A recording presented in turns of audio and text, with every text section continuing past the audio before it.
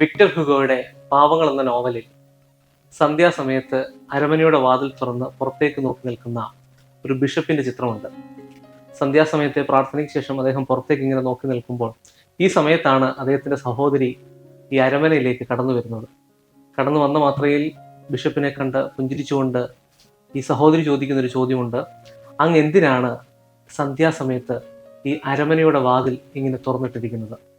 പുറത്തുനിന്ന് വല്ല ഇഴയന്തുക്കളും അകത്തേക്ക് പ്രവേശിച്ച് അങ്ങേ കടിക്കുവാനും അതിൽ കൂടി അങ്ങേക്ക് അപകടം സംഭവിക്കുവാനും സാധ്യതയില്ലയോ എന്ന് സഹോദരി ചോദിക്കുന്നുണ്ട്. സഹോദരിക്ക് തന്നോടുള്ള സ്നേഹം മനസ്സിലാക്കി ഈ ബിഷപ്പ് പറയുന്നൊരു മറുപടിയുണ്ട്. അദ്ദേഹം ഇങ്ങനെയാണ് പറയുന്നത്: ഞാൻ പുറത്തുനിന്നുള്ള ശത്രുക്കളെക്കാൾ ഉപരിയായി എൻ്റെ ഉള്ളിലുള്ള ശത്രുവിനെ ഭയക്കുന്നു. യാഥാർത്ഥ്യത്തിൽ നമ്മുടെയൊക്കെ ജീവിതത്തിൻ്റെ പ്രധാന പ്രശ്നം ഇതാണ്. പലപ്പോഴും നമ്മളൊക്കെ നമ്മുടെ ഉള്ളിൻ്റെ ഉള്ളിൽ നിരവധിയായ ശത്രുക്കളെ ഇങ്ങനെ കുടിയിരുത്തിക്കൊണ്ടാണ് ജീവിക്കുന്നത്. ഇതിനെയൊക്കെ ആട്ടിപ്പായിക്കുവാനായിട്ട് സാധിക്കുമ്പോഴാണ് ജീവിതത്തിൽ വെളിച്ചമുണ്ടാവുക എന്ന് നമുക്ക് പറയുവാൻ സാധിക്കുന്നത്. എല്ലാവർക്കും നന്മകൾ നേരുന്നു. ദൈവം അനുഗ്രഹിക്കട്ടെ.